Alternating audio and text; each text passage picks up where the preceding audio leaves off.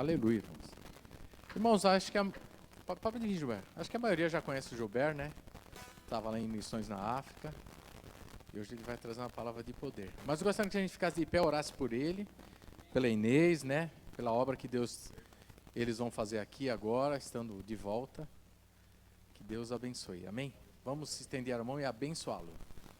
Pai, obrigado por esse momento especial, Senhor. Mas acima de tudo, pela vida de Gilberto e da Inês, Senhor. Que teu Espírito esteja cada vez mais, Senhor, com eles, Senhor. Dando direção, trazendo a tua paz, a tua cura, Senhor. Que o Senhor esteja sobre ele poderosamente, Senhor. Porque nós precisamos ouvir a tua voz e usa, Senhor, o teu vaso, Senhor. Senhor, o teu ungido aqui, Senhor, para falar ao nosso coração. Nós necessitamos da tua palavra, da tua correção, Senhor. Para andar nos teus caminhos, Senhor. Venha com teu poder agora, Espírito Santo, falar ao nosso coração. Prepare a boa terra, Senhor. E cuida, Senhor, do Gilberto e da Inês, Pai. Nós te agradecemos por tudo que o Senhor já fez no nosso meio, Senhor. Senhor, da tua palavra, Senhor, do louvor que nós expressamos a tua verdade no nosso coração, Pai. Obrigado por tudo. Nós te agradecemos, Pai, no nome santo e maravilhoso de Jesus. Amém. Glória a Deus, amados. Paz do Senhor esteja transbordando nossos corações. Que bom, obrigado pelo privilégio de estar com os irmãos, né? Mais uma vez.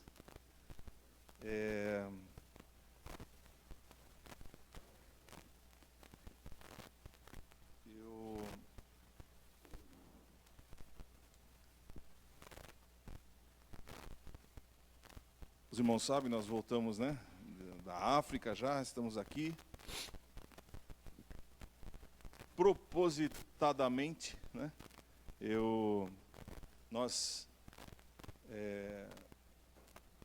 A gente, questão de saúde, eu falei, vou puxar meu freio. Não aceitei nenhuma.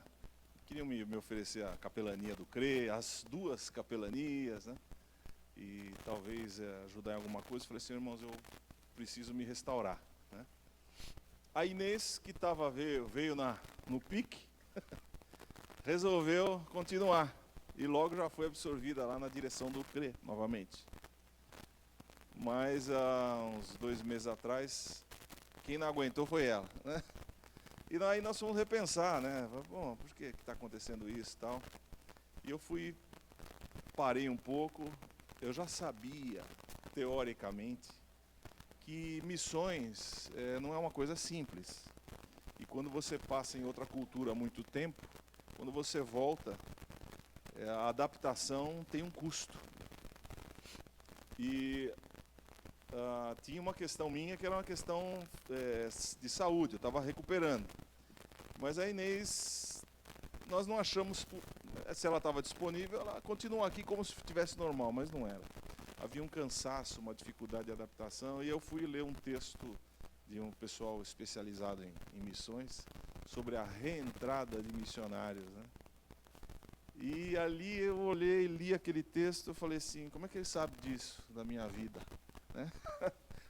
O nosso retrato estava descrito naquele artigo, que é muito comum que aconteça com os missionários. Então a gente diz, veja só, irmãos, a gente passa anos fazendo vínculos emocionais, né?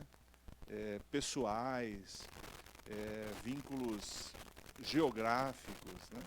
Passa anos, depois você de repente quebra tudo aquilo e vem para cá.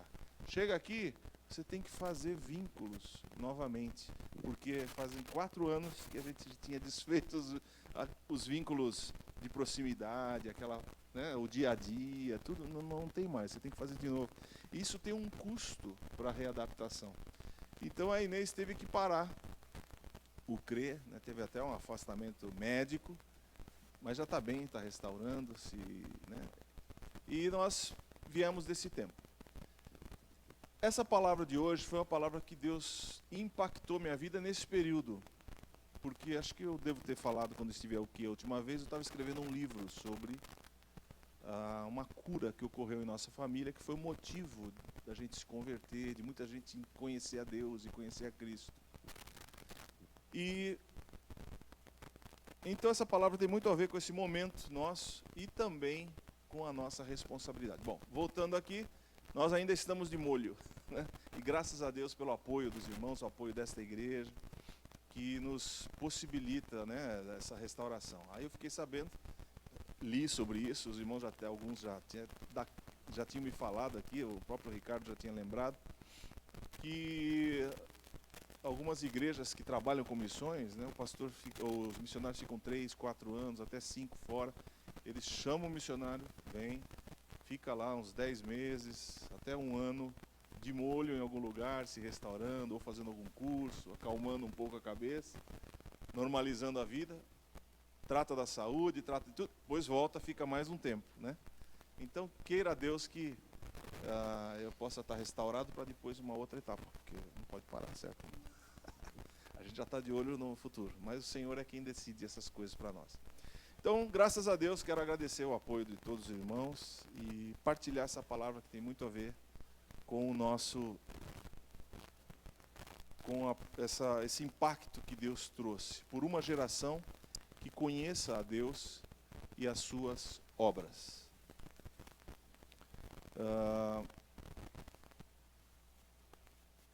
Acho que não está, cadê o Marco? Não está seguindo a próxima aqui, deixa eu ver se... Acho que travou. Como é que não faz isso? Famoso, né? Acho que agora foi. Ah, não. Você conseguiu, hein? Puxa. Não, tá lá. Isso, deixa eu ver. Ah, sim. Agora sim. Obrigado, Amarelo. Nada como a tecnologia conhecida por alguém, né? Porque tecnologia desconhecida não adianta nada, né? Então, irmãos, por uma geração que conheça a Deus e suas obras. Por que isso? Irmãos, é muito fácil, preste atenção, é muito fácil nós deixarmos de passar para a nova geração valores importantíssimos da nossa vida. Eu sei que, como o irmão falou, e a gente sabe que todos que têm seus filhos, começam a crescer, já começam a pensar, o que eu vou deixar para o meu filho? Aquela casa, como é que eu vou dividir em 3? Ou agora tem um apartamento, ou como é que eu vou fazer? E começa os pensamentos projetados e talvez uma luta, você não chegou a ter algo, preciso deixar algo para o meu filho, preciso investir na vida dele. E se eu partir, como é que eles ficam? Naturalmente a gente tem esse pensamento. Eu não tenho filhos, mas tive muitos filhos dos outros, né? E a gente percebe isso, que é uma preocupação, e é uma preocupação também importante. Afinal, se nós deixarmos para lá esse assunto, a gente pode deixar os filhos em situação ruim, né? É bom que a gente pense nisso. Mas, olha o que aconteceu. Juízes, capítulo 2, no verso 10, que é o tema desse texto. Eu vou passar muito texto aqui, tá, irmãos? Não tanto argumentos, mas bastante texto para a gente pegar bem o que aconteceu. Foi também congregada a seus pais toda aquela geração. Congregada aos pais significa faleceram, tá bom? E a outra geração após eles se levantou, que não conhecia o Senhor, nem tampouco as obras que fizera Israel. Está em Juízes esse texto. Eu queria voltar um pouquinho para a gente entender como esse texto chegou, tá bom? O povo de Israel ficou no Egito, 400 anos, até um pouquinho mais. Nesses 400 anos, a nação clamou ao Senhor, Deus enviou Moisés, Moisés operou sinais antes de sair de lá, sinais, as pragas, o Deus começou a se revelar como um Deus amoroso, que se preocupa com o povo, que salva, que interfere. Então começou a defender o povo de Israel, a nação de Israel, mesmo no cativeiro. É um bom sinal isso. Se você tem algum familiar que está em cativeiro, ore por ele, interceda por ele, porque até no cativeiro Deus pode ser benéfico. Deus trabalhou com o povo de Israel até o momento que quebrou a resistência do faraó, permitiu que saísse. Chegou na beira do Mar Vermelho, o faraó se arrependeu de ter soltado, queria se vingar, veio com seu exército. O Senhor mandou Moisés, dizer ao povo que marchasse, que entrasse, os pés na água, o mar se abriu. Que sinal tremendo. Então Deus começou a se revelar e operar muitas obras para aquela geração. Aquela geração viu esse manifestar de Deus. E eles foram, em poucas semanas, poderia-se entrar na Terra Prometida. Como era muita gente, talvez ali um mês, um pouquinho mais, o povo, aquela multidão, poderia chegar na Terra Prometida já, depois de ter saído do Egito. Moisés enviou os espias, eles foram olhar as cidades daquela região, viram que a terra era riquíssima.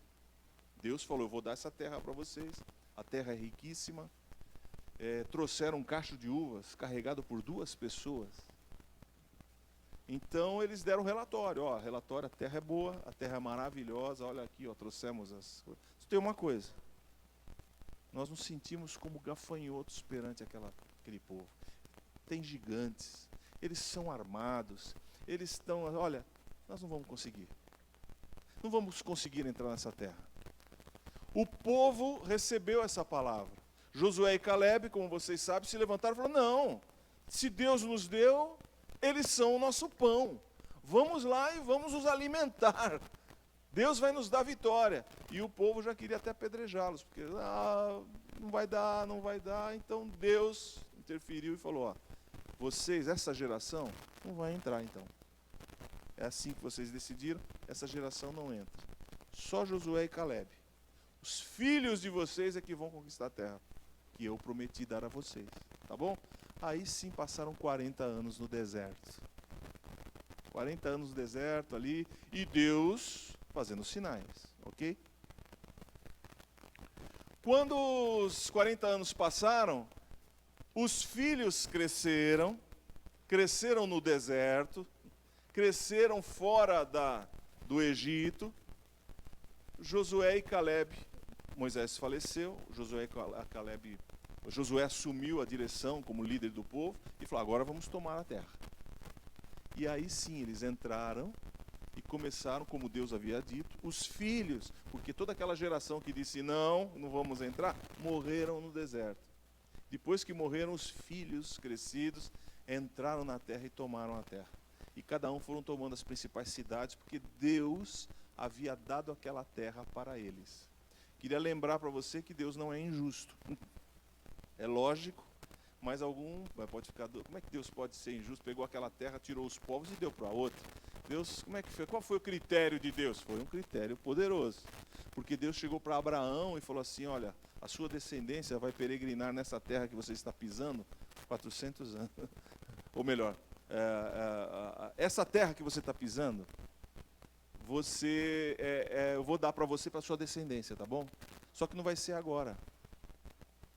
E disse para ele assim, não é agora porque ainda não foi cumprida a injustiça dos amorreus. Os amorreus eram o povo que habitava na terra de Canaã. A injustiça não estava completa. Injustiça como? Aquele povo era um povo distante de Deus, que certamente rejeitava o conhecimento de Deus na sua consciência. As práticas daquele povo eram práticas satanistas, vamos dizer. Entregavam seus filhos para serem queimados aos seus deuses. Coisa impensável. Então, aquele povo foi cometendo pecados. Lembrando, à medida, um pecado chegou até aqui, a pessoa pensa, puxa, agora eu estou perdido, pequei até aqui. Olha que medida do pecado que eu fiz. Aí não acontece nada. Não aconteceu nada, vou pecar mais um pouquinho, então. Agora aqui acho que Deus vai me dar uns tabefe na orelha. Olha, agora eu tô, olha o que eu fiz, olha. Não aconteceu nada. Beleza. Espera aí, vou pecar mais um pouquinho. Não acontece nada. Deus não existe. Deus não está nem aí, eu posso fazer à vontade, e a pessoa vai pecando, pecando, até que chega no limite que ninguém sabe. Para cada situação existe um limite, mas Deus sabe. Quando chega no limite, é Gênesis 6, é juízo. Então chega um momento em que Deus, na sua justiça, se vê, entre aspas, autorizado a interferir numa humanidade caída, cuja ação de Satanás com o homem é que comanda a terra, por causa do pecado. Então Deus, até para interferir na terra, precisa esperar um tempo, ou precisa encontrar uma brecha legal. Não sei se é difícil explicar isso rapidamente. Mas Deus não é injusto, ele só age dentro da legalidade, senão ele estaria sendo injusto. Então ele espera um momento. Qual era o momento para aquela terra, para aqueles povos? A medida da injustiça dos amorreus. Eles iam pecando, acumulando pecados, até o momento em que teria que haver um juízo. Iriam perder aquela terra maravilhosa que eles moravam. E Deus falou, bom, então, Israel, essa é a minha nação, vamos esperar uns 400 anos, e eu dou essa terra para vocês, porque eles vão chegar na medida daqui 400 anos. Chegou na medida, veio um juízo. Deus falou, pode vir, tome a terra. Não é injusto tomar essa terra agora, porque eles foram reprovados, perderam o direito de estar naquela terra. Falei em rápidas palavras, é um assunto importante, mas eu falei rápido para que a gente não guarde nenhum pensamento ruim, né? Ou fique com uma dúvida eterna. Põe as suas dúvidas para fora. Eu aprendi, quando eu tinha dúvidas a respeito da Bíblia, coisa assim, eu falei, não, isso aqui acho que já explicaram há séculos. A resposta existe há milênios, é eu que não sei. Então, não tenha dúvidas. Então, para mim ficou claro, não era injustiça que aquele povo fosse retirado, porque a medida da injustiça dos amorreus se cumpriu quando Israel entrou naquela nação. Voltando, aquela geração entrou na terra prometida, foi tomando os lugares, expulsando, acabando com aqueles povos dentro da sua possibilidade. E eu quero explicar um pouquinho aquela geração que assumiu isso. Parênteses. Geração, o que é a palavra geração em hebraico? Lógico, é o normal. Período, idade, contagem de tempo. Certo? É uma geração. Mas significa em hebraico também moradia, habitação. O que tem a ver geração com habitação? A ideia de eternidade do povo judeu, eles não tinham a ideia que nós temos revelada pelo Novo Testamento, que é a vida eterna em Cristo Jesus. Mas eles tinham a ideia de eternidade, e que incluía esse pensamento. Se eu tenho filhos, eu me torno eterno na minha descendência. Olha que interessante. E os judeus têm essa ideia até hoje. Eu não vou morrer. Ainda que o meu corpo, eu morra aqui, eu estarei vivo no meu filho, no meu neto, nos meus bisnetos, em toda a minha descendência. Eu vou ser carregado, eu vou estar presente, eu vou habitar, eu vou morar. Essa é a ideia de eternidade para o judeu. No Velho Testamento, principalmente. Então, por isso que a palavra geração também significa habitação, moradia. Amém? Eu só estou dando essa ideia para a gente poder pincelar ao redor. Então, está aí. Na geração habitam as características, tudo aquilo que você partilha com os filhos vão levar, então eu fico eterno nos meus filhos. Agora, esse texto diz que surgiu uma geração que não conhecia o Senhor. Então, vou voltar aqui. Estou tentando explicar bem miudinho aqui. O povo entrou naquele lugar, tomou aquela terra. Antes de cada um assumir o seu pedaço de terra, herança, o Josué chamou as tribos e falou assim, ó, tem uma coisa. Vou direto aqui ao texto, depois eu volto aqui. Josué 24:14. Agora, pois, temei ao Senhor e serviu. Ele estava já diante das tribos que iam assumir suas terras. Eles já tinham conquistado a maioria dos pontos. Faltava pequenas coisas que depois deu problema ali, que eles não fizeram completo. Mas eles já estavam ali na terra. Temei ao Senhor. Serviu com integridade e com fidelidade. Josué já velho, falando ao povo, às tribos. Deitai fora, jogue fora os deuses aos quais serviram os vossos pais da além do Eufrates e no Egito, e servi ao Senhor. Porém, se vos parece mal servir ao Senhor, escolhei hoje a quem sirvais. Se aos deuses a quem serviram os vossos pais, isto é, lá no Egito, né, que estavam da além do Eufrates, ou aos deuses dos amorreus, em cuja terra habitais. Quer dizer, vocês vão seguir o Deus lá do Egito, onde éramos cativos, nossos pais eram cativos, vocês vão servir os deuses dessa terra, ou vocês vão servir ao Senhor? Porque eu e a minha casa serviremos ao Senhor. Ele estava deixando claras as coisas. E se você ler com bastante calma, você vai entender que Josué estava sendo criterioso ali, ele não estava deixando passar nada. O povo respondeu aqui assim, ó, ficaram espantados. Como servir os deuses do Egito? Como servir os deuses dos amorreus, esse povo que nós expulsamos? Josué, eles ficaram admirados. Olha aqui. Então respondeu o povo e disse: longe de nós o abandonarmos o Senhor para servirmos aos outros deuses. Porque o Senhor nosso Deus, Ele é quem nos fez subir, a nós e aos nossos pais, da terra do Egito, da casa da servidão, quem fez grandes sinais aos nossos olhos, nos guardou de todo o caminho que andamos entre todos os povos pelo meio dos quais passamos. O Senhor expulsou diante de nós todas essas gentes, até o amorreu, morador da terra, portanto nós também serviremos ao Senhor, pois Ele é o nosso Deus. Está entendendo como o povo respondeu assim, ó? Por que você está falando isso para a gente? Nós temos razões para servir ao Senhor. Então, resumindo, ó, o Senhor é nosso Deus por 4 razões eles deram. Ele nos libertou da servidão do Egito, vimos os seus grandes sinais, nos protegeu do perigo ao passar entre os povos e nos deu vitória sobre os habitantes dessa terra. Nós temos boas razões para dizer que o Senhor é o nosso Deus. Tanto que no final eles disseram, não, o Senhor é nosso Deus. Mas Josué não parou aí não.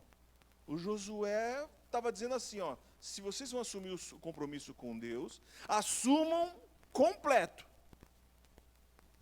E aí ele dá razão. Então Josué disse ao povo, não podereis servir ao Senhor, porquanto é Deus santo. Ó, vocês vão servir de qualquer jeito? Não dá. Deus é santo. Ele é zeloso. Ele não perdoará a vossa transgressão, nem os vossos pecados. Se deixardes o Senhor e servirdes a deuses estranhos, então Ele se voltará e vos fará mal, e vos consumirá, depois de vos ter feito bem. Ele estava deixando claro quem era Deus. Ó, Deus é santo, é zeloso e Ele é exigente. Se você diz que vai servir ao Senhor, faça completo. Assuma o compromisso por inteiro. E então disse o povo a Josué, o povo respondeu, não, antes serviremos ao Senhor. E Josué disse ao povo, sois testemunhas contra vós mesmos, de que escolhestes o Senhor para o servir. E disseram, nós o somos. Estamos assumindo, nós vamos servir ao Senhor. Ficou assim, sabe? Eles não cogitavam largar o Senhor. Eu estou falando isso com detalhes e insistindo, irmãos, e lendo cada palavra desse texto, porque eu sei que para a maioria aqui, que está no Senhor há tanto tempo, você não cogita abandonar Deus. Você não cogita largar o caminho do Senhor. Eu não penso jamais. Se alguém me perguntar, você vai largar Deus, você vai servir, voltar lá para a espiritualidade, você vai voltar lá para as situações da sua família? De jeito nenhum. Como como é que você está perguntando uma coisa dessa? Eu tenho razões. E se eu perguntasse para você, você teria razões para dizer que jamais abandonaria o Senhor. Jamais deixaria o Senhor. Amém, irmãos? E lembrando que essa geração que falou isso, foi aquela geração que cresceu no deserto, esperou os pais morrerem, e entraram e conquistaram a terra prometida, e Deus cumpriu a promessa deles lá. Povo que viu, que conheceu a Deus e viu as suas obras. Amém, irmãos? Então, o Josué falou assim, bom, vocês são testemunhas, vocês estão vendo que vocês estão tomando essa decisão. Então, nós somos testemunhas, nós somos mesmo, nós assumimos isso, tá? Aí o Josué fez o seguinte, então vamos fazer o seguinte, essa aliança que nós estamos renovando, porque Deus havia feito aliança com os pais, vamos renovar a aliança aqui. E em outras palavras, agora pois, então vou deixar uma ordenação para vocês, vou lembrar vocês. Aí ele foi detalhista, deitar fora. Deitar fora é jogar no lixo. É bem português isso, né? Lá em Angola está cheio lá, não deitar fora coisas nesse lugar. Deitai fora os deuses estranhos, que há no meio de vós, e inclinai o coração ao Senhor. Vai ouvindo aí, inclinai o coração. Deus de Israel. Disse o povo a Josué, ao Senhor nosso Deus serviremos e obedeceremos a sua voz. Assim naquele dia fez Josué aliança com o povo. Irmãos, aliança é uma coisa séria. Aliança é uma decisão tomada com, né, é muito mais do que um contrato, onde você tem deveres e direitos, mas é mais que isso, porque envolve vida. Então, Josué fez aliança com o povo, colocou ela como estatuto e direito em Siquém. Josué escreveu as palavras no livro da lei de Deus, tomou uma grande pedra, erigiu debaixo do carvalho que estava em lugar santo do Senhor, e disse a Josué todo o povo, eis que esta pedra nos será testemunha, pois ouviu todas as palavras que o Senhor nos tem dito, portanto será testemunha contra vós, outros para que não mintais a vosso Deus. Então Josué despediu o povo, cada um para a sua herança. Cada um foi para o seu pedaço de terra. Depois que fizeram a aliança e puseram uma pedra como memorial. Essa pedra aqui é testemunha do que vocês disseram diante de Deus. Amém? Bom, Josué já estava velho. E foi nessa condição que ele falou, lembrando, joguem fora os deuses estranhos, quer dizer, rompam com os vínculos dos deuses falsos, dos antigos pecados, rompam com os deuses falsos, inclinem o coração ao Senhor, isto é, atentem para a sinceridade, para o verdadeiro interesse, atentem para o que Deus falou, aos detalhes da lei. Então preste atenção, ele está dizendo bem claro, cortem com os deuses antigos e incline o coração ao Senhor. Irmãos, inclinar o coração tem a ver com criar um laço íntimo. E eu lembrei a palavra de Jesus. Aquele que tem os meus mandamentos e os guarda, esse é o que me ama. Não adianta eu ficar amando a Deus, eu choro na presença de Deus, eu te amo tanto, meu coração, sentimentos profundos por ti, mas ele manda fazer alguma coisa na palavra e eu não dou atenção. Outra situação, Jesus disse assim, por que vocês me chamam Senhor, Senhor, e não fazeis o que eu vos mando? Então, nossa demonstração verdadeira de amor a Deus é quando nós damos atenção à sua palavra e a cumprimos. Quando você ama, e nós amamos nossas esposas, e quem não casou ainda tem a noiva ou a namorada, ou pretende fazer isso, a namorada falou, você já está ouvindo um A bem grande. Ela falou minúsculo, e você já ouve o A grande. Então, eu queria tanto um sorvete, você traz banana split. Você está atento ao que fala. Você está atento ao que a sua esposa fala. Você ama, você dá atenção. Né? E você faz aquilo que agrada. E aquilo que ela pedir, você vai atender. O amor implica em querer agradar o outro. E como é que eu agrado a Deus aqui nessa terra? Eu agrado ouvindo o que Ele disse, dando atenção à sua palavra. cumprindo a palavra dele. Assim eu posso demonstrar o amor que eu tenho. De outra maneira, o meu amor não é real. Então, quando ele diz incline o coração ao Senhor, ele está dizendo ame a Deus, tenha um relacionamento com Ele. Por quê? Porque vocês já conhecem um pouco mais de Deus. E vocês sabem as obras que Ele fez. Então veja que aquele povo tinha essas duas situações. Eles conheciam o Deus a quem serviam e sabiam as suas obras. Se você olhar para a sua vida, você pode dizer que conhece a Deus? Não conheço muito, mas conhece um pouco já. Um pouco você já conhece, porque já é o suficiente para começar. Eu conheço muito pouquinho, então é só continuar, você vai conhecer mais. E quanto mais você conhecer de verdade, o amor aumenta. E você conhece as obras de Deus? Quem sabe se eu perguntar para um a um aqui, você já viu Deus agindo? Deus agiu na sua vida de forma chocante? Você tem isso na memória? Essa obra é um ponto fundamental, ou essas obras que você viu são referências na sua vida? Quando você tem alguma dúvida, sabe o que acontece? A gente lembra do que Deus fez. O Salmo 77, ou o Salmo 70, quando ele diz que está lá angustiado, né? 71 ou 77, desculpa, faz tempo que eu não leio esse texto, mas ele diz assim, eu estava angustiado, eu comecei a perguntar, será que Deus não esqueceu de mim? Será que Ele não acabou a misericórdia dele? Será que Ele não é mais bondoso como era antes? Será que eu estou reprovado, Ele não quer mais falar comigo? Aí ele chegou à conclusão, não, isto é enfermidade minha. Então me lembrei dos anos da destra do Altíssimo. A cura estava em ele se lembrar das obras de Deus na vida dele. Então ele foi curado. Vocês viram? Salmo 70 e... Você achou? 77. É isso? 71.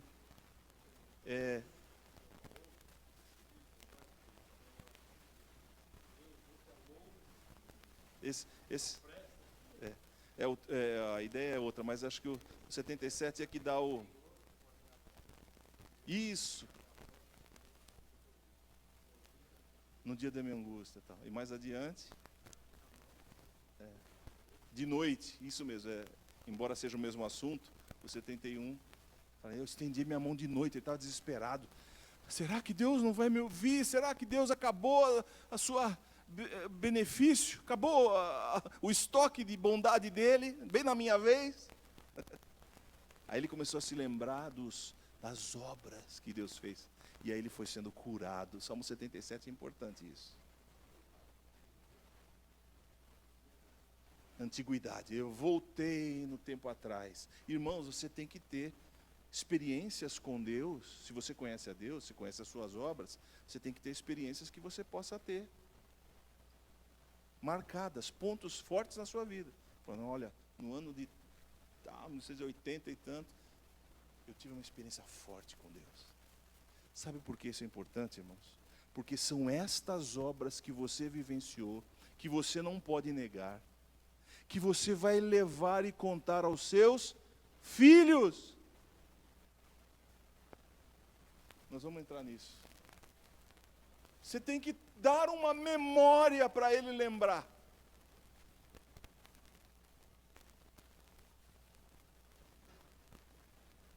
Por quê? Porque aí nós vamos chegar no primeiro versículo. Juízes 2. Irmãos, poucos anos depois daquela conversa que ele teve com o povo, e o povo falou, de jeito nenhum, deixar Yahvé. Como vou deixar Yahvé? Nós temos razões, nós vimos as suas obras, nós conhecemos a Deus. Você vem perguntar isso para a gente? Nós jamais vamos largar, jamais vamos deixar de servir ao Senhor. Faleceu Josué, filho de Num, tinha 110 anos, com a idade de 110 anos. Sepultaram-no no limite da sua herança, foi lá no seu pedaço. Foi também congregada a seus pais toda aquela geração. E o outro texto diz que os anciãos, que também tinham vivido aquele tempo, era da geração anterior, morreram também, foram congregados aos pais, se uniram aos pais que estavam mortos, morreram. Toda aquela geração, olha só, uma geração, irmãos, aquela geração que havia dito, não, nosso Deus é o Senhor. Morreu aquela geração. E outra geração após ele se levantou que não conhecia o Senhor, nem tampouco as obras que fizera Israel. Como que pode, em uma geração, um afastamento tão grande de Deus assim? Sempre foi espantoso para mim quando eu lia isso aqui. Eu falei, como é que conseguiram? Porque é uma coisa absurda. Eu não cogito pensar assim. Irmãos, eu estou falando isso, sendo espantado por essa palavra, mas eu estava agindo assim também. Vou explicar já. Eles não sabiam, nem conheciam ao Senhor e nem conheciam as suas obras. Então é hora da gente perguntar, meus filhos conhecem a Deus? Ainda dá tempo. Meus filhos conhecem as obras de Deus? Meus filhos sabem o que Deus fez na minha vida? Aonde eu estava quando eu conheci a Deus? Meus filhos sabem disso? O que eu era antes de conhecer a Cristo? E o que eu sou agora? Meus filhos sabem disso? Você já parou para conversar com os seus filhos sobre essas experiências que você teve? Porque eles levantou a geração, não conhecia a Deus, nem conhecia as obras de Deus. Então fizeram o quê? Fizeram os filhos de Israel o que era mal perante o Senhor, pois serviram aos Baalins, que eram os deuses daquela terra. Deixaram o Senhor, Deus de seus pais, que os tirara da terra do Egito, que tinha feito tanta coisa boa para eles. Foram-se após outros deuses, dentre os deuses das gentes que havia ao redor deles, e os adoraram e provocaram o Senhor a ira. Irmãos, parece tão simples, né, olhar esse texto e falar, já aconteceu isso? Mas a pergunta é, como que isso aconteceu? Se os pais deles aqui tinham dito, de jeito nenhum. Espero que você fique incomodado como eu fiquei. Por quê? Então, o que aconteceu? Os pais deixaram de praticar a comunhão com Deus. Não tem outra explicação, irmãos. Eles não foram exemplares. Abandonaram o cumprimento das Escrituras. Aqueles que haviam dito que não abandonariam o Senhor. Sabe, irmãos, tem uma coisa na Bíblia que está clara aí, várias histórias, que é, com o tempo, vai se tornando comum uma vida de um relacionamento espiritual. Hoje nós temos o Espírito Santo, nós temos a palavra de Deus mais próxima de nós. Mas quem uma hora conhece a Deus, se não continuar conhecendo, se parar de amar, cai nos mesmos buracos do passado. Prossigamos em conhecer, tá o texto. Conheçamos e prossigamos em conhecer, não dá para parar. Quanto mais você conhece, mais você ama, mais você fica espantado. Quanto mais você conhecer a Deus, mais... E não tem fim, porque Deus é eterno. Aliás, nós vamos ter muito trabalho na eternidade, viu? Não fica pensando que você vai ficar, né, aquela ideia, vou para o céu tocar, né, a harpa na nuvenzinha. Cansa isso aí, irmãos. Chega uma hora que... Não é verdade que aqui você, para adquirir conhecimento, você começa a estudar, né, começa a aprender a ler, aí vai crescendo, aí você vai especializando, chega lá, no meu tempo, né, era colegial, no ensino médio, você tinha que escolher entre exatas, humanas e biomédicas. Aí você escolhia lá, focalizava, então vai focalizando ao longo do tempo. Aí se você quer ser um biomédico, quer estudar a área de biomedicina, você entrava lá, se especializava naquela área e ia ser um médico. Aí você chegava a ser médico. Bom, médico aí é geral, clínico geral primeiro. Então, aí você escolhe uma especialidade, aí você vai cuidar, você é pediatra. Aí eu escolhi pediatra. Aí dentro da pediatria você pode especializar em cirurgia de criança. Então você vai ser um cirurgião pediatra. Aí você vai afunilando o conhecimento até se tornar um cirurgião neonatal, né? Alguém que faz cirurgias com a criança ainda no ventre da mãe. Então você se torna um especialista, vai afinando. Quando você está ficando bom naquilo, está na hora de passar para outro, porque a vida está acabando. Triste, Tem que passar sabedoria, tudo que você aprendeu logo para o outro. Não pode deixar, você tem que dar herança para os outros, porque chega uma hora que a mão treme, não dá para fazer cirurgia, ou então ele vai se tornar conselheiro. Infelizmente, tem um fim. Na eternidade, você pode escolher que área de Deus você vai conhecer. Quero conhecer... Você é advogado? Quero conhecer a justiça de Deus. Aí você entra. Aí você vai conhecer o que Deus é na justiça. E vai especializando, e você vai vendo que a justiça de Deus é profunda. Então, peraí, eu preciso conhecer um pouco do amor de Deus. Aí você entra, no amor de Deus, então, tem outra área de especialização. E você vai. Você pode ficar eternamente só naquela área. Mas não dá, você tem que conhecer outras partes também. Você vai conhecer a bondade de Deus. Fora isso, tem todos os trabalhos que ele vai poder fazer. Então vai ter muito trabalho bom para a gente fazer na eternidade. Porque o conhecimento está aberto para nós. Bom, voltando aqui. O que aconteceu que tão rápido os filhos se desviaram? Certamente eles deixaram de praticar a comunhão, deixaram de dar atenção à palavra. Segundo, deixaram de ensinar seus filhos dentro dos seus lares. O Josué tomou a postura. Falou, eu e minha casa serviremos ao Senhor. E vocês? Não, nós vamos. Mas não foram. Por quê? Então aqui, irmãos, deixa eu voltar aqui um pouquinho para trás aqui. Deixa eu ver onde é que eu estou. O que aconteceu? Teve um... Aqui, ó. Olha aqui. Eles não conheciam. Essa palavra no hebraico significa não tinham experiência. Não tinham familiaridade. Não conhecia Deus, quer dizer, não tinha experiência com Deus. Não conhecia Deus, não tinha familiaridade, não era algo familiar para eles. Deus, para eles não aprenderam a conhecer, portanto, conhecer a Deus é algo que se ensina, algo que se partilha.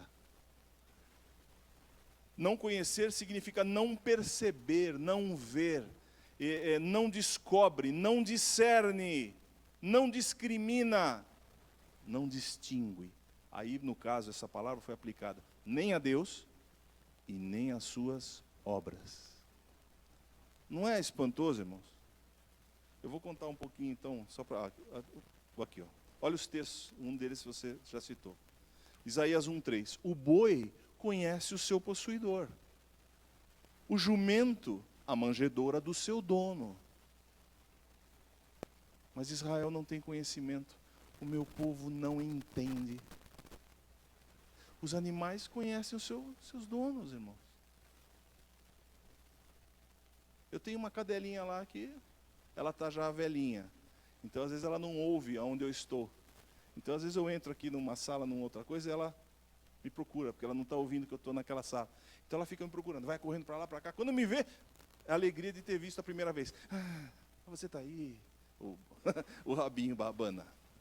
Você tá me procurando e não está me vendo? Os animais reconhecem. Mas ele está falando, Israel não tem conhecimento, meu povo não entende. O Oséias 6:3, que o pastor mencionou, conheçamos e prossigamos em conhecer ao Senhor. Olha aqui Filipenses 3:10, quando ele fala sobre tudo que Deus está revelando, ele fala assim, ó, tudo isso eu tenho feito para que possa conhecê-lo, e a virtude da sua ressurreição, e a comunicação das suas aflições, sendo feito conforme a sua morte. Quer dizer, eu tenho que conhecer, tudo que estou fazendo isso para conhecê-lo mais, para conhecer o poder, a virtude da sua ressurreição. Nós temos coisas a conhecer de Deus. A comunicação das suas aflições. Até sofrer com Cristo, nós somos chamados. Sendo feito conforme a sua morte. Então, irmãos, aqui, vamos aqui, ó. O que é que eles, orientação aos pais. O que foi que eles, está aqui, os pais deixaram de ensinar seus filhos. Como que eles erraram? Eles tinham condições de acertar? Tinham. Deus já tinha deixado bem claro para eles o que eles deviam fazer dentro dos seus lares. Olha só, Deuteronômio 6. Estes, pois, são os mandamentos, os estatutos, os juízos que mandou o Senhor teu Deus te ensinassem, para que os cumprisses na terra a que passas para possuir. Então, vocês vão entrar naquela terra, e naquela terra vocês vão fazer especialmente isso, para que temas ao Senhor teu Deus, e guardes todos os seus estatutos e mandamentos que eu te ordeno, tu e teu filho, e o filho do teu filho, todos os dias da tua vida. Enquanto você viver, você vai passar isso para os seus filhos e para os seus netos. Todos os dias. O quê? E para que isso? E que teus dias sejam prolongados.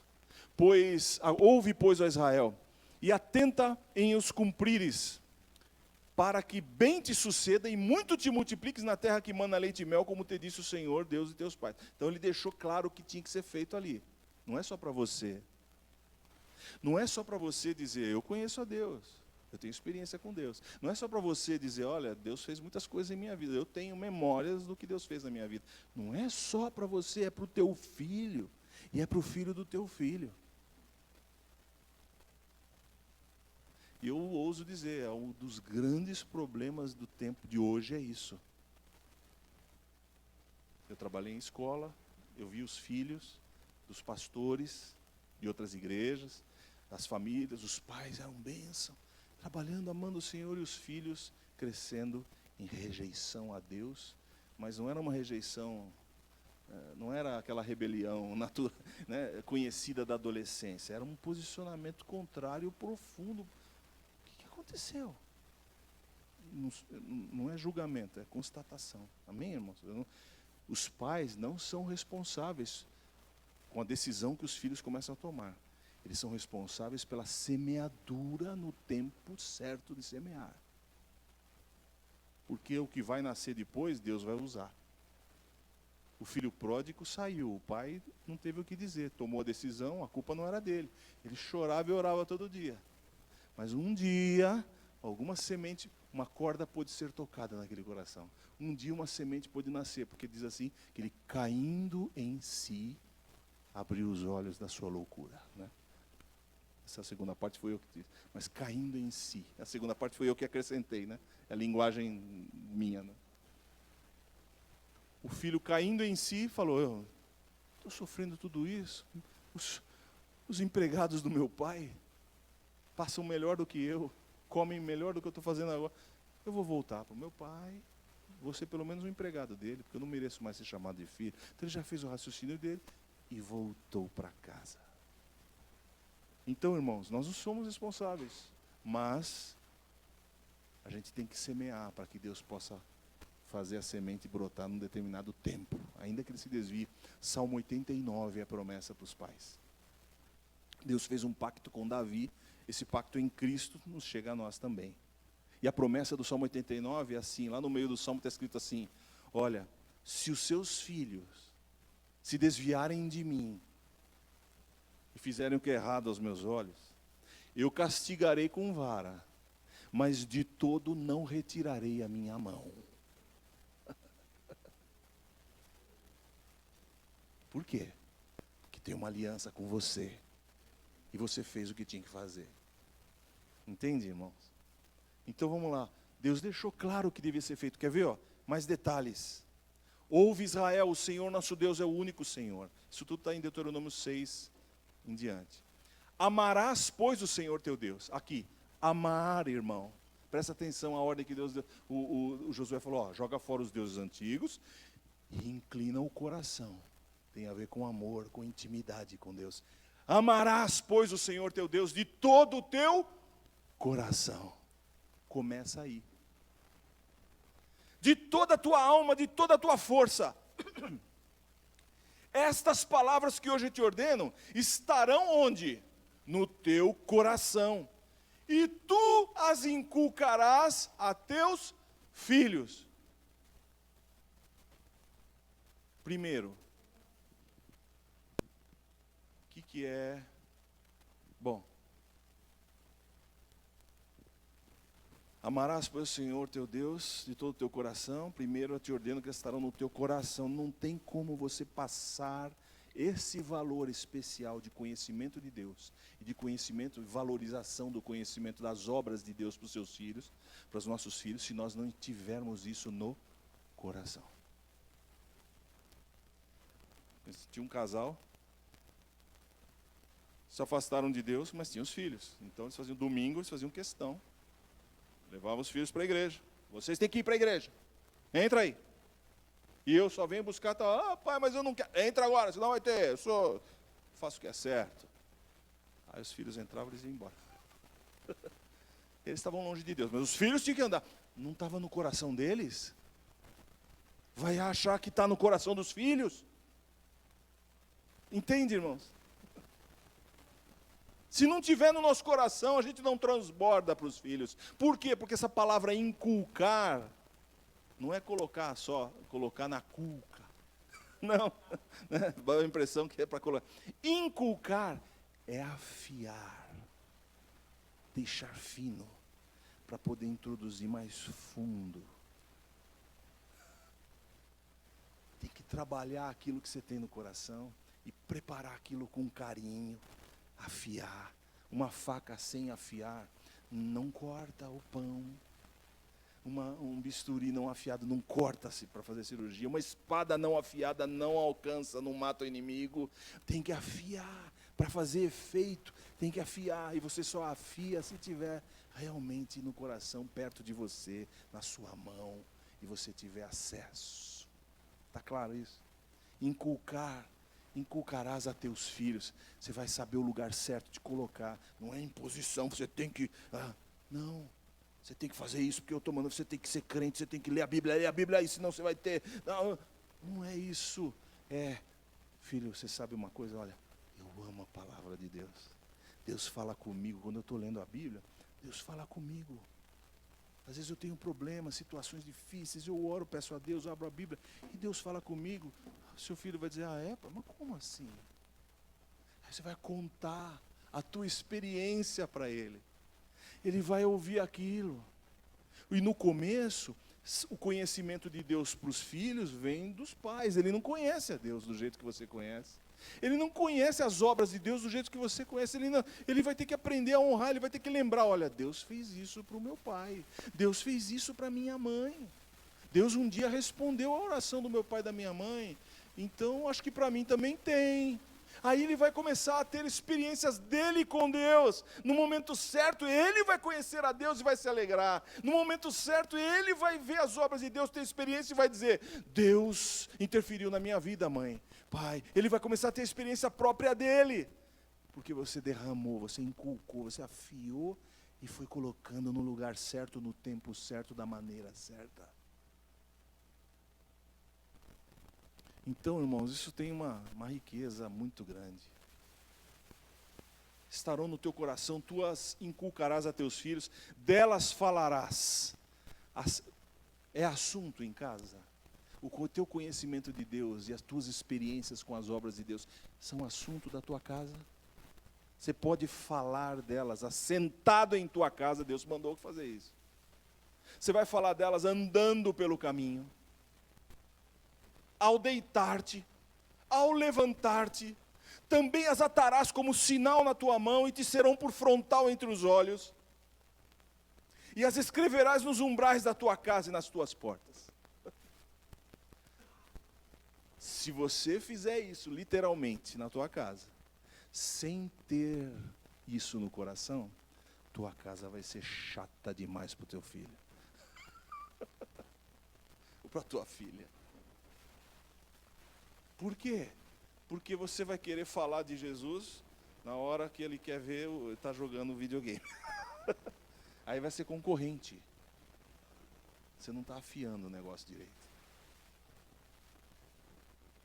Um pastor teve uma menininha, bem pequenininha, né? Ela acho que tinha uns 8 meses. O costume dele ele era o pastor da igreja pentecostal, chamava Pentecostal Unida, depois eles mudaram, ficou Igreja Unida, hoje é a Igreja Unida. E ele teve a filhinha, E ele entrava no quarto toda vez, uma, duas, três vezes. Ele trabalhava como marceneiro no fundo da própria casa, então de vez em quando ele tinha intervalo, ele ia orar. Entrava no quarto lá, ajoelhava, ficava orando, orando. A filhinha entrava e ficava lá brincando, enquanto o pai estava orando, brincando no quarto. E ele ajoelhado na cama, orando, passava um tempo para levantar. Um dia ele entrou, sentou, ou melhor, ajoelhou, começou a orar, orar, orar. Quando ele ouviu um barulho estranho, ele olhou, a menininha que não tinha 1 ano estava ajoelhada do lado dele, orando, mas não estava só imitando de brincadeira, estava chorando, falando com Deus.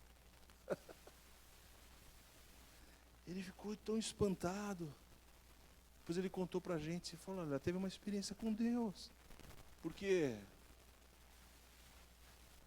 ele não precisou chegar assim, ajoelha aí, faz como eu estou mandando. Vai, fala com Deus aí agora, eu quero ver. Agora sim, agora. Não. Aquilo que estava no coração dele derramou, foi inculcado nela. Essa menina cresceu, ela é de Jesus até hoje. Quem é que vai tirar? Entende?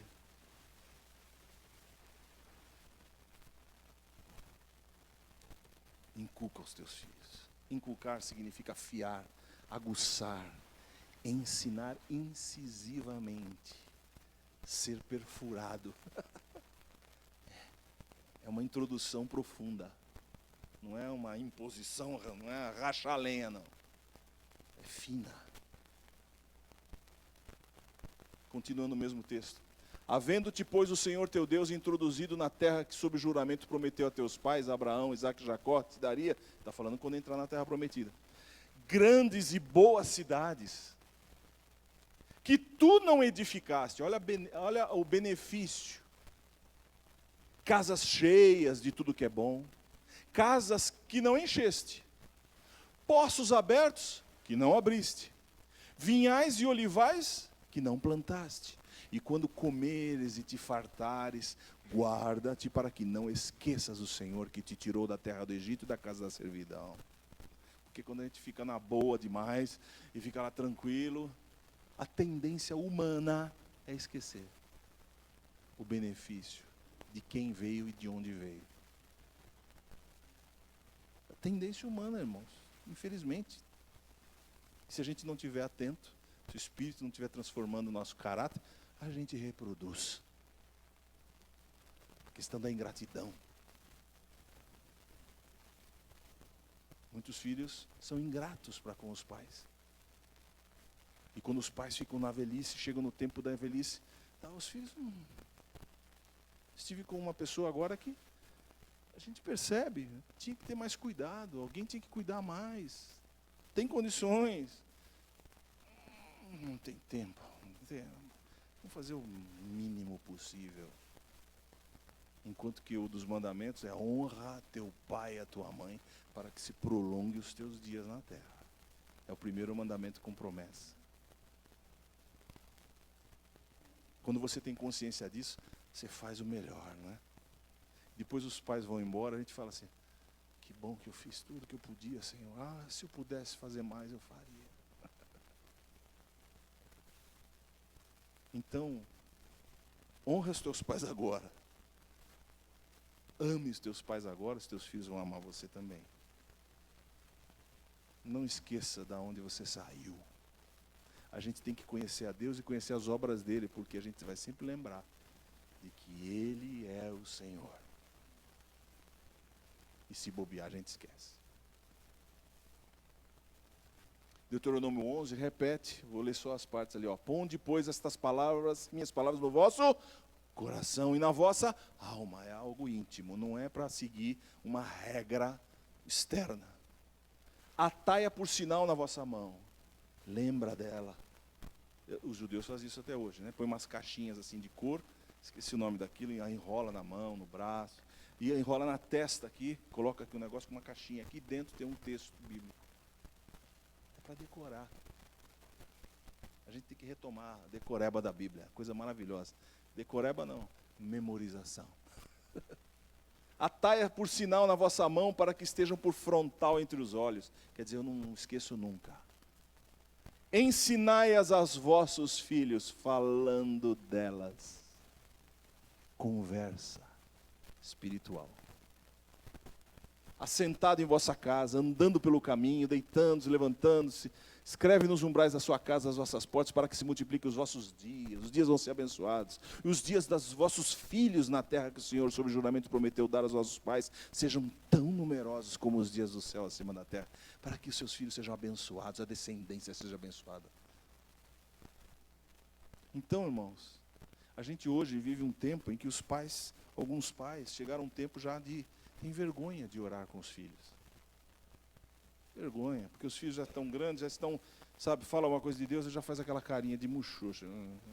Então o pai fica, ou a mãe fica, assim, um pouco sem graça já diante dos filhos. Você ora com seus filhos quando vão dormir? Eu sei que alguns já têm esse costume. Irmãos, eu ia deitar, primeiro que eu não conseguia dormir se eu não orasse, porque minha mãe me ensinou, Pai Nosso, ora pela família e dorme. Então, eu, antes de dormir, eu já levantava, fazia o Pai Nosso com sono e tal, mas eu deitava. Aí eu via que o meu irmão, que estava na beliche embaixo, não tinha orado, ele era mais velho. E eu falava, mãe, o que foi lá do outro lado? O Quinho, que é o Francisco, mais velho, meu irmão. O Quinho não orou. Dedo duro. Ó, como é que chama? X9 ou não? Dedurava mesmo. Mas eu não conseguia. Eu ficava enrolando, não conseguia.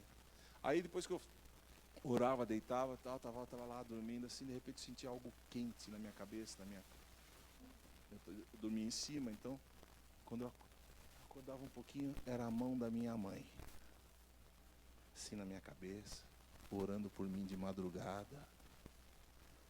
Ah, que gostoso. Eu só ouvi o murmúrio dela.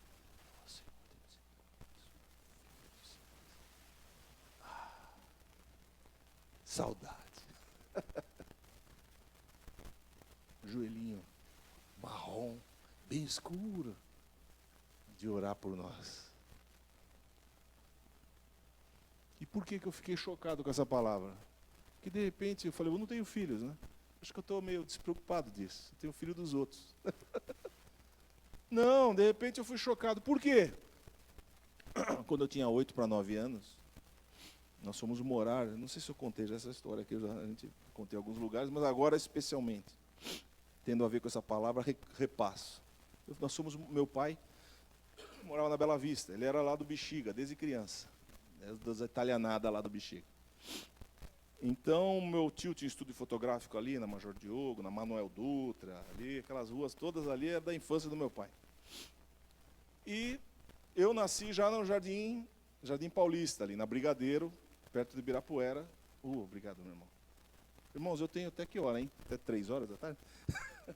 O churrasco vai...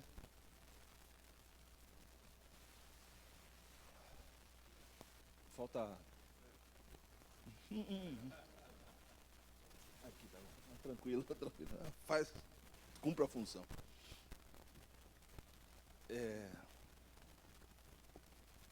11h30, né? Acho que 11h30. Ah, bom, deu 1 hora já. Não, um pouquinho só. Ficar entre nós, né? Todos os irmãos do meu pai, eram 8, né, ao todo, moravam na Bela Vista. Então meu pai, apesar de morar lá embaixo na Brigadeiro, lá perto de Ibirapuera, tinha um estúdio fotográfico, a gente morava onde ele trabalhava, ele tinha um estúdio e morava lá. Ele não dava mais, nasceu meu irmão mais novo, Ricardo, então ficaram 3 e no trabalho ficava difícil. Então ele voltou para Bela Vista e quis morar perto da irmã dele, mais velha, que foi como a mãe dele. Então ele foi lá, na Major Diogo. E naquele tempo, eu tinha 8 para 9 anos, nós ficamos sabendo e vendo a situação do meu primo. O filho da minha tia, a irmã mais velha do meu pai. Meu primo já estava com uns 24 anos, com esquizofrenia em último estágio. Esquizofrenia hebefrênica, dizia o médico. Ouvia vozes. já estava em vias de suicídio e já estava falando em matar os pais. Então a situação era crítica, porque não tinha mais saída, os remédios eram graves ali. Ele tomava 3 Mandrix por dia, não sei quantos lembram disso, Mandrix é metaqualone, é um remédio que na época fazia muito sucesso. Mas ele descobriu que com pinga o negócio explodia, então ele tomava pinga junto com o Mandrix, que era um jeito de relaxar mais ainda. Mas ele chegou a tomar 1 garrafa de pinga por dia, 1 garrafa inteira, junto com os remédios. E dizia, aí o médico ficou sabendo, a situação era crítica. O médico chegou para minha tia, meu tio, e falou, olha, não tem mais saída para ele. Ele está no estágio que não tem retorno, os remédios já não fazem, fez choque insulínico, choque elétrico lá, eletrochoque, e era só periódico. E ele já está tentativa de suicídio e já fala em matar os pais. Então, ele é um perigo no lar. Vocês têm 2 saídas, era o que os médicos disseram naquela época. Ou internam ele definitivamente no sanatório, lá ele vai viver o resto da vida com remédios e sob supervisão, a gente preserva a vida dele. E também vocês estão livres. Ou fazemos lobotomia. O que é lobotomia? Fez-se muito nos anos 60 ali, quando descobriram, fizeram aos montes, chamava cirurgia da alma. Através do globo ocular, aqui da parte de cima do globo ocular, introduzia-se uma coisa para cortar, né? Ia até lá e cortava a ligação do lobo frontal, a parte da frente do cérebro, com o miolo do cérebro. Tem 2 nervos, cortava esses 2 nervos, acabava a emoção da pessoa.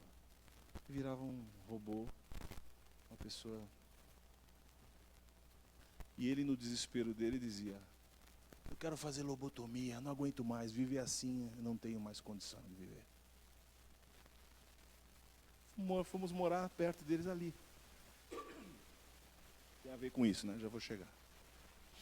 Aí, minha mãe era de uma igreja tradicional. Não tinha questão espiritual. E, ao mesmo tempo, junto com a doença dele, tinha componentes espirituais, que o diabo é covarde. Minha tia morava no 5º andar do prédio, minha tia desceu com a irmã dela, minha outra tia. As 2 desceram naquele tempo de desespero, as 2 foram até a feira embaixo do Minhocão. O Major Diogo, né, o Minhocão passa por ali da esquina. Lá embaixo tinha uma feira, elas estavam indo para a feira já. A minha tia, em desespero, angústia, disse para a irmã, se eu soubesse que o Toninho fosse ser assim, que é o nome do meu primo, eu preferia que ele não tivesse nascido. Só uma mãe em desespero podia dizer isso. Né? A irmã falou, não fala isso, é pecado, Deus vai dar uma saída, não fala isso. E ela, desespero, tal. Isso foi lá na feira. Voltaram carregados, subiram 5º andar, abriram a porta do prédio, meu primo, do apartamento, meu primo esperando assim, no corredor, no final do corredor, esperando elas entrarem. Bravo, encostado na parede. Minha tia colocou o carrinho para dentro, a tia fechou a porta e... O que foi? O que você está aí olhando feio para mim? Você pensa que eu não sei que você se arrepende de eu ter nascido? Xingando e foi embora. As vozes diziam o que a mãe dizia lá fora. Então tinha componente espiritual. Minha mãe, quando ficou sabendo disso, falou, não é possível que Deus não possa fazer alguma coisa. Se tem coisa espiritual, Deus, os médicos não podem fazer mais nada. Será que Deus não pode salvá-lo? Foi um incômodo do seu coração, era do espírito. Ela foi na igreja dela, os pastores falaram, olha, filha,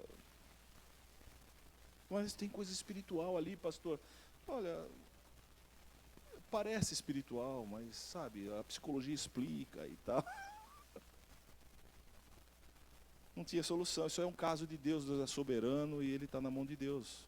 Ore por ele, mas está na mão dos médicos. Ela ficou incomodada com aquilo, ela não sabia nada de teologia, não sabia nada de batalha espiritual, que hoje está cheio, tem livro, tudo. Não sabia nada disso. Mas alguém falou para ela, ó, tem uma igreja pentecostal ali, na 13 de maio, na pracinha ali, é uma igreja pentecostal que oram por doentes. Ela falou, não, é crente, só que é assim, não é diferente. Eu vou lá, ué. E entrou na igreja pentecostal e batiam palmas, nossa. Ó, quando eu orava todo mundo junto. Cada um falava junto com o outro. Que coisa estranha. Aí falou com o pastor, ó, irmã, você está falando aí, do jeito que você contou, tem demônio aí.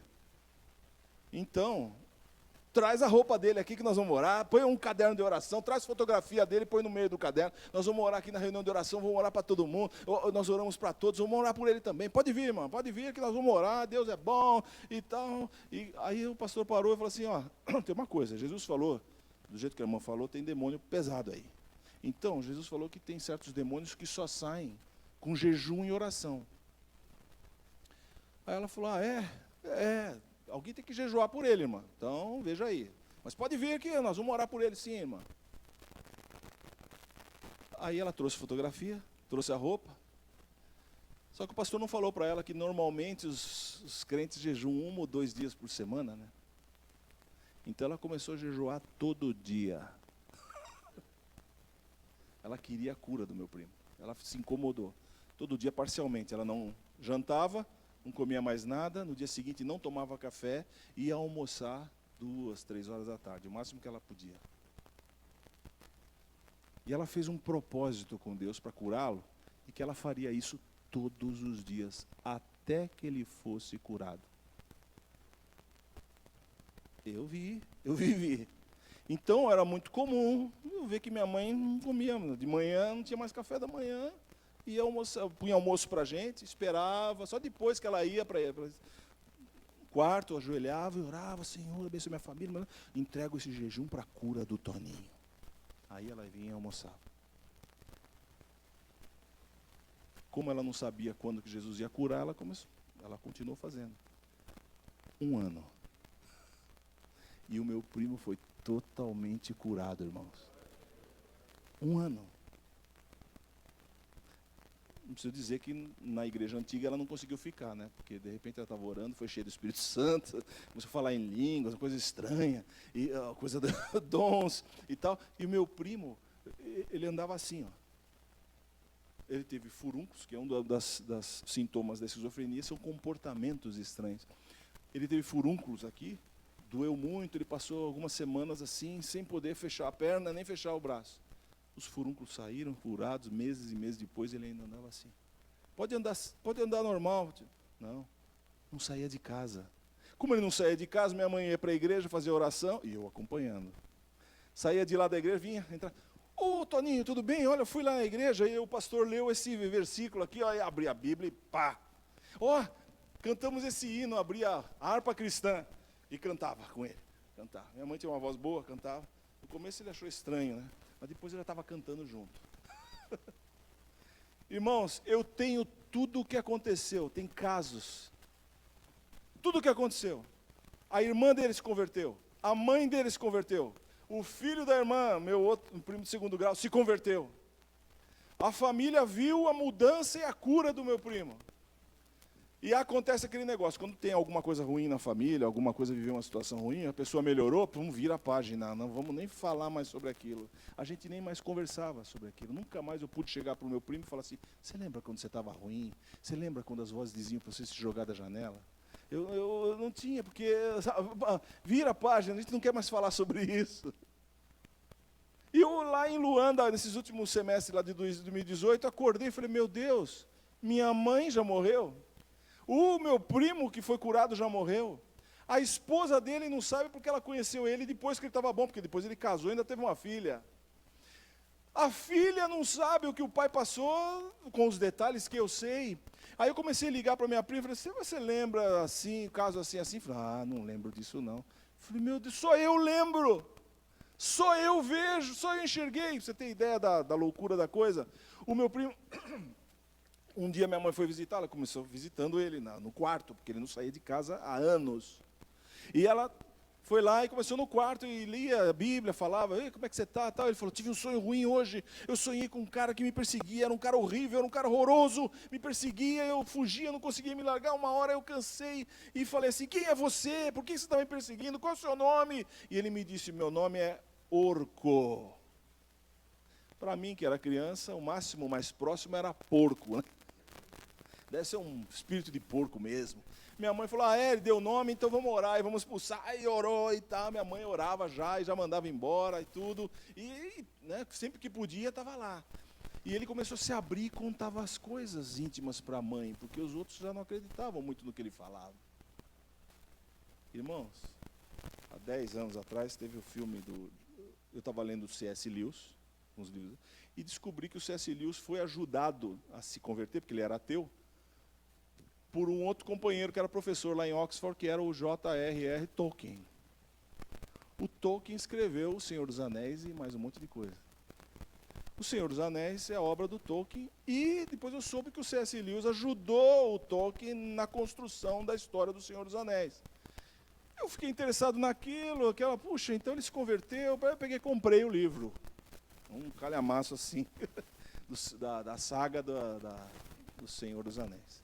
Aí eu li tudo. Quando chegou lá na descrição dos exércitos do mal, eram os exércitos dos orques. Eu lembrei, mas o que é isso? Faz muito tempo, acho que o meu primo já tinha até morrido. Aí eu fui atrás. Aí descobri que o Tolkien usou a palavra orcs, do inglês antiquíssimo, que veio do latim orco, da mitologia romana. Orco era o deus dos infernos. E orc quer dizer espírito mau, fantasma, espírito ruim. E o filme trouxe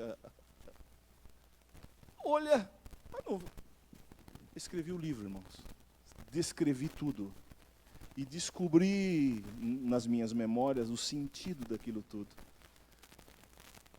O sentido é que ele havia, com 15 anos, sido visitado por Satanás, por um diabo vestido, um homem muito bonito e tal, que ofereceu para ele coisas boas na área de arte, que ele era desenhista, tudo. E ele, com medo, não aceitou. Então aquele homem que era muito bonito se tornou horrível e falou para ele, então eu vou te perseguir até o fim da sua vida. E ali ele começou a desenvolver esquizofrenia. E ele contou isso para minha mãe. Contou várias coisas, e eu estava junto, irmãos. Eu falei, eu vou morrer e vou levar isso. As obras do Senhor não serão conhecidas na terra. Ninguém sabe o que vai além de mim. Me deu um desespero.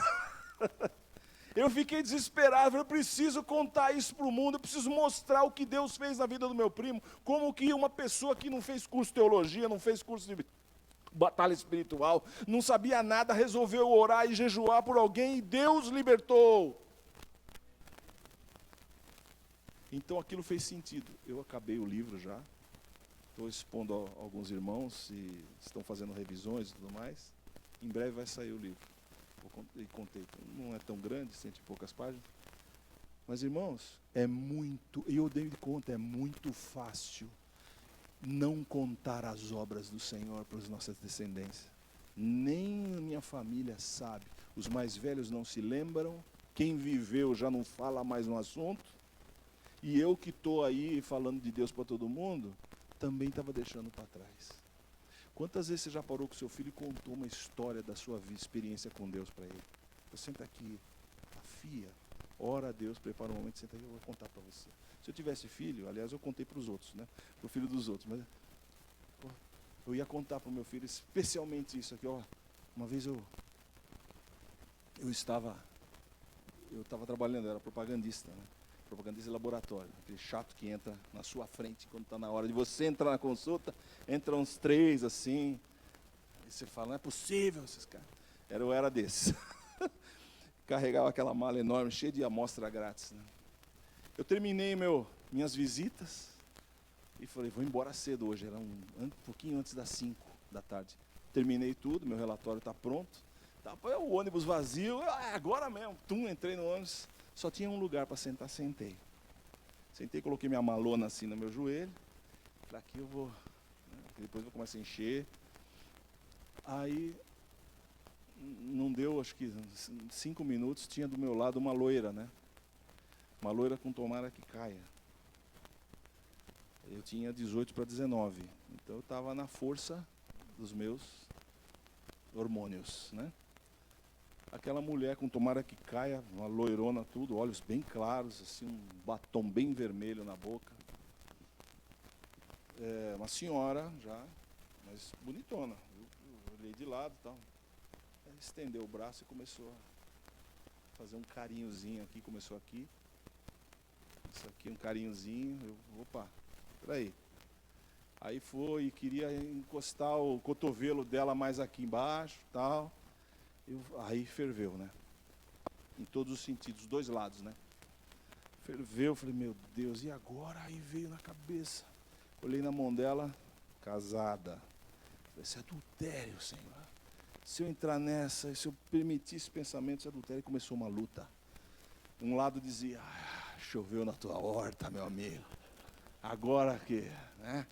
Essa é muita areia pro teu caminhãozinho, você está feito, é só... E começou aquela coisa. Do outro lado, sai fora, é obra do diabo, é tentação. Você está sendo tentado, você tem que buscar recurso em Deus. Eu comecei a orar. E quando eu percebi, eu me afastei da mulher assim, e falei, aí comecei o meu terceiro raciocínio.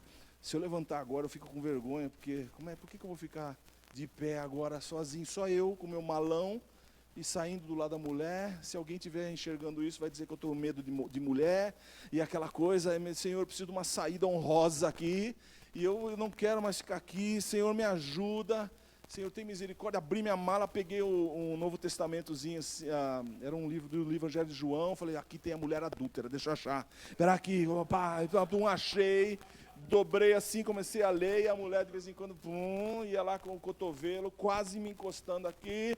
Aí eu falei, Senhor, o Senhor precisa me livrar disso, me dá uma saída agora. Olha, foram 2 pontos de tentação. De repente passou uma mulher, naquela época era ao contrário, né, o ônibus. Entrou uma mulher com uma criança no colo. Quando eu vi, eu falei, senhora, por favor, senta aqui agora! Agora! Oh, mas quanta gentileza, muito obrigado. Sentou, cheio de coisa, mala, criança. Eu levantei, me afastei. Aí a própria mulher, a loira, falou assim, deixa que eu seguro a tua mala. Eu ia dizer, não quero. Não, tá bom, obrigado. Então, sua mala, né? Pus a mala lá e fiquei com o livrinho na mão, o Evangelho de João. E tal, e fiquei com aquilo e tal, e aquilo tudo na cabeça. Falei, bom, pelo menos já estou, né? Fora. Aí chegou na hora de descer. Eu peguei muito obrigado, viu? Peguei coisa e dei o livrinho aberto para ela no lugar que eu estava lendo. Falei, olha, isso aqui é para a senhora, tá? Obrigado, tá. E fui descer do ônibus. Quando eu desci do ônibus, eu fui invadido de uma alegria do céu. Eu queria pular, eu queria gritar, porque eu tinha vencido uma tentação terrível. E se eu contasse para meus amigos, eles iam dizer que eu era idiota, né? Você é um trouxa, né? Mas eu, diante de Deus, eu tive uma experiência com Deus. Eu descobri que aquela palavra lá de Coríntios diz, tá certo, Ele dá a tentação, mas Ele também dá o escape. Então você é alegre porque você opta por Deus, o Senhor derrama a alegria dele no teu coração, você está fazendo o que é certo. Então eu fui para casa assim, cheio de uma alegria sobrenatural. Irmãos, eu precisava contar isso, eu contei isso para os alunos. Se eu tivesse filhos, eu ia preparar um momento e falar assim, preciso contar isso para você. Eu ia contar para o meu filho a obra de Deus, porque um dia ele ia lembrar, quando chegassem as tentações dele, ele ia falar, meu pai teve isso também, eu tenho que aguentar. O Senhor livrou ele, vai livrar a mim também. Irmãos, acho que eu me estendi. Mas está claro para você que a responsabilidade... Agora vou finalizar com isso aqui. Então, conversas espirituais. Chama os filhos e converse com eles. Mano. Conta as histórias de Deus na sua vida. Tem pais aqui que tem histórias maravilhosas. Eu comecei uma vez a perguntar, aliás, pretendo fazer isso mais, porque eu quero escrever isso. Cada irmão teve uma libertação, irmã, teve libertação tão grande de Deus, faz parte da sua conversão, que para ela e para nós que vivemos, parece ser normal. Mas quando a gente ouve, a gente fica espantado. Os livramentos que Deus fez. Se você conta isso para as pessoas, para os seus filhos, eles vão admirar. Tem que ter conversas espirituais. Olha aqui o Salmo 145, 9 a 12. O Senhor é bom para todos. As suas ternas misericórdias permeiam todas as suas obras. Todas as tuas obras te renderão graças, Senhor. E os teus santos te bendirão, falarão da glória do teu reino e confessarão o teu poder, para que aos filhos dos homens se façam notórios os teus poderosos feitos e a glória da majestade do teu reino. Nós temos que falar isso, irmãos. Não guarde para você a tua experiência com Deus. Conte para os teus filhos, conta para as tuas filhas. Marque um tempo de conversa espiritual na tua casa. Chama no particular. Conta o que Deus fez na tua vida. E ame a Deus. Ame a Deus, ame a palavra do Senhor. Inculque essa experiência. Quando ele começar a ter a experiência dele com Deus, você vai ficar feliz. Agora, o que acontece se a gente não fizer isso, irmãos? Sabe, irmãos, em muitas famílias, existem pessoas que são referências. Às vezes tem uma avó lá, que é uma mulher de Deus. Então a neta, o neto, tem algum problema, ela fala, minha avó vai me entender. E vai lá conversar com a avó e falar, ó vó, ora por mim, estou com um problema lá na escola, tem uma prova importante, ora para mim. E a avó, claro filha, vem aqui, e ora por ela. E ela recebe, é abençoada. Mas se essa menina não conhecer a Deus e não conhecer as obras de Deus, vai acontecer como Josué. Josué e os anciãos morreram e a outra geração cresceu sem conhecer nem a Deus, nem as suas obras. Quando as referências morrem, sem que leve as crianças ou os menores a conhecerem a Deus e as suas obras, acabou as referências, acabou o conhecimento de Deus. Acabou a referência, acabaram-se o conhecimento das suas obras. Então, parece ser bom ter referência, mas não é isso que precisa ser feito só. Não seja uma referência assim, dessa maneira para os seus filhos. Ensine-os a conhecer a Deus, ensine-os a terem memória do que Deus fez na sua vida. Cada um de nós tem nossa história. Que os teus filhos conheçam a tua história com Deus. E aí nós não vamos ter essa dificuldade de ter uma geração que veio sem conhecer a Deus, sem conhecer suas obras. Não. Uma geração que conhece a Deus e sabe as obras de Deus. E pode contar para os seus filhos, ó, meu avô orou. Ó, minha sobrinha, né, vai falar, minha avó orou por um sobrinho e jejuou 1 ano. E ele foi curado. É? Como? A história está lá. Eu conheço essa história. Você tem que deixar uma boa história para os seus filhos. Com Deus. Amados, vamos ficar de pé, vamos orar. Nós somos chamados para isso. E quando nós não fazemos isso, todos os problemas se tornam difíceis, né? Na nossa casa. Eu creio que não é isso que você quer, não é isso que eu quero. Eu corri. Ainda é tempo de você separar um tempinho, juntar e orar com a sua família. E deixa estranhar. Deixa eles estranharem. Ô, pai, eu não posso, pai. Não. Separa uns minutinhos aqui, vamos orar juntos. Mas o que é isso, pai? Vai estranhar? No começo, assim, que nem meu primo. No começo estranhou minha mãe lá, lendo Bíblia e cantando no quarto dele. Mas depois cantava junto.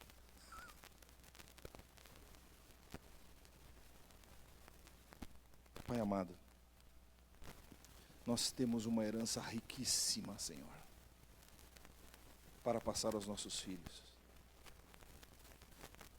Nós não precisamos nos preocupar tanto com as coisas materiais.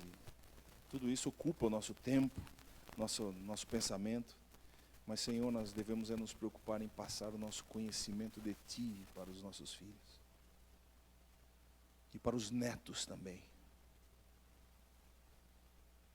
Ajuda, Senhor, cada um aqui a ter o seu papel de força na semeadura do coração dos filhos e dos netos.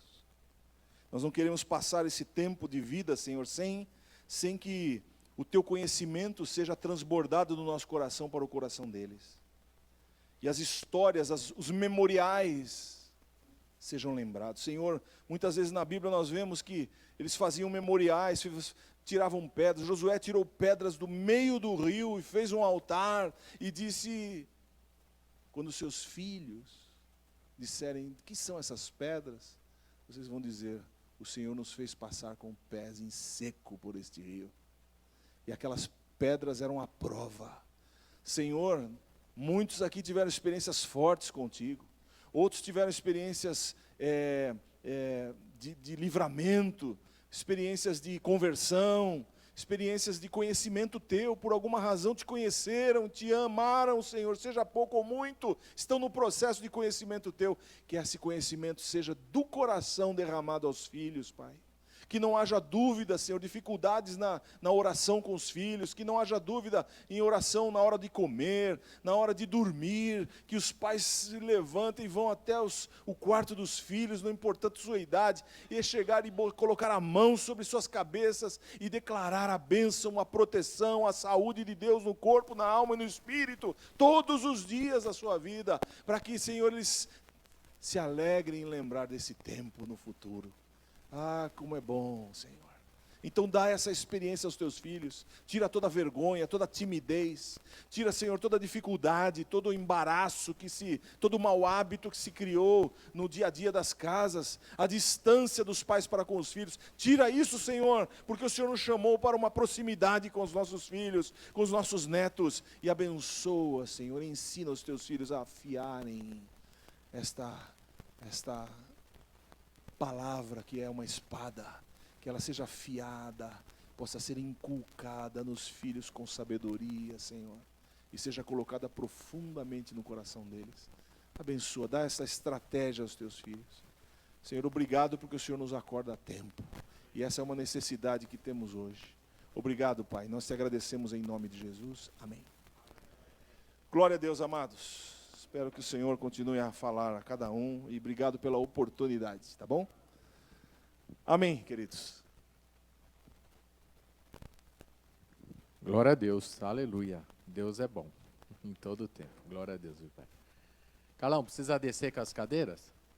Então, cada um depois pode descer com as cadeiras. Vamos orar pelo alimento. Amém? Pai, obrigado por esse momento especial. Obrigado por tudo, Pai. Não temos como agradecer tudo o que recebemos hoje, Senhor. Grave no nosso coração, Senhor. Grave cada palavra, Senhor. Desde a abertura do louvor, Senhor, e essa ministração abençoada em nossas vidas, Pai. Que isso seja, Senhor, colocado no nosso coração, Senhor. E possamos lembrar todos os dias, Senhor, da Tua herança em nossas vidas e na vida dos nossos filhos, dos nossos amigos, parentes, Senhor. Obrigado por tudo. Abençoe o alimento que nós vamos comer, Senhor. E obrigado por tê-lo, Senhor. O Senhor dá o melhor para nós. Nós te agradecemos por tudo. Aqueles que fizeram esse alimento, esteja guardando, abençoando também. E tenhamos agora uma comunhão gostosa, Senhor. Possamos lembrar as tuas coisas na nossa vida, Senhor. Prepare todas as coisas agora, Espírito Santo. Esteja sempre conosco. E te agradecemos novamente, Senhor, pela vida de Gilberto e da Inês. Cuide deles, Senhor. E no teu tempo eles possam cada vez mais, Senhor, fazer a tua obra com sabedoria e graça tua, Senhor. E é no nome santo e maravilhoso de Jesus que nós oramos, Pai. Amém. Deus abençoe, irmãos.